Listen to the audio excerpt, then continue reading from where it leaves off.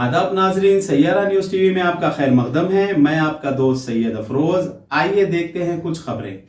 केटी रामाराव के हाथों से कोकटपल्ली के कांग्रेस के कंटेस्टेड एमएलए जी वेंगल राव और मेलचर और मलकाजगिरी डिस्ट्रिक्ट के जनरल सेक्रेटरी मोहम्मद अब्दुल समी ने कांग्रेस पार्टी को रिजाइन देकर टीआरएस पार्टी में कोकटपल्ली एमएलए माधवराम कृष्णा राव की सदारत में केटी रामाराव के हाथों खंडवा पहनकर टीआरएस पार्टी में शमूलियत इख्तियार की।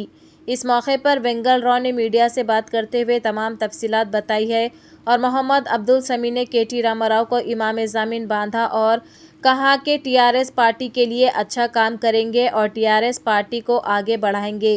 केसीआर साहब के हाथ मजबूत करेंगे। इस मौके पर तमाम कांग्रेस पार्टी के लोग भी ज्वाइन हुए।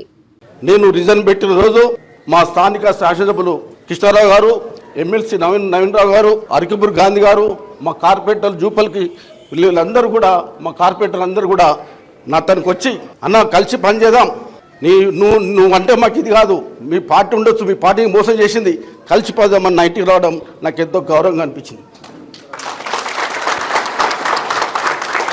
నేను అదే మా బాబు విశ్వతేజ డాక్టర్ సెల్ చైర్మన్ ఇచ్చారు, మామని కూడా చెప్పి మనోళ్ళు వచ్చిర్రా చాలా ఇది శుభతరం మనలో వచ్చి అడిగినందుకని చెప్పి మామని కూడా చెప్పి నచ్చెప్పి నేను అదే రోజు రాజీనామా చేయడం జరిగింది. కుకట్పల్లి కాన్స్టిట్యున్సీ కానీ షేర్లింగంపల్లి 2 సీట్లు నేను గెలిపించినట్టయితే నాకు ఎక్కువ గౌరవం ఉంటుంది.